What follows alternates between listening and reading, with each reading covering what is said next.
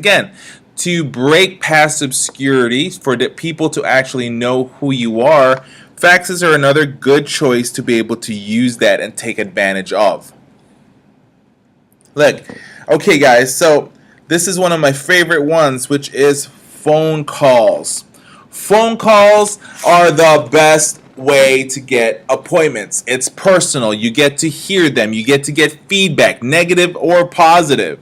This is where you can use a lot of the closing techniques. You must have great and amazing phone skills and phone techniques to be able to speak to people. Just because nobody sees you, okay? Just because nobody sees you talking, that does not mean that they do not or cannot imagine how you are in the other line.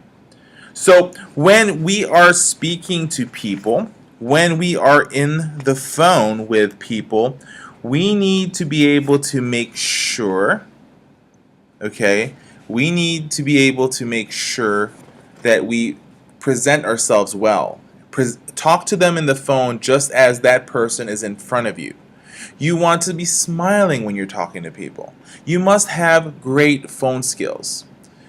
The top hotels in the world spends hours and days training their employees on proper phone skills. So you need to do the same exact thing.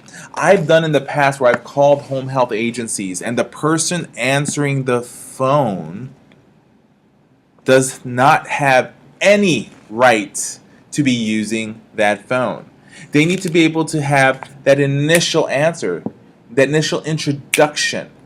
You must be great at your phone skills, and if you are not, you need to start practicing. There is a thing where we do secret shopper times where we actually get hired by home health agencies to call their staff to see how they actually answered a phone call, to be able to record it, to be able to give feedback on how they're doing things. You must have great phone call skills. Taking calls, making calls, okay? Another thing is, when you're making these phone calls, when you're calling to try to give that introduction, when you're calling to try to get people to know who you are, when you're trying to find out more about the other company, you're going to be dealing with gatekeepers. And later on, we're going to talk about how to handle gatekeepers. If you don't know what a gatekeeper literally is what it sounds like. They hold the keys to the gate. They are the ones that's going to be able to either make or break you, to be able to get you to speak to the person you want to be able to speak to, or prevent you from being able to walk in or calling in or to get transferred to the person that is supposed to bring you the most referrals that you deserve. So phone calls are one of my favorite ways to get those appointments. It's a very good way to get appointments, and it is very cost effective, okay? It's very, very cost effective to be able to get appointments, because how many phone calls can you make in a day?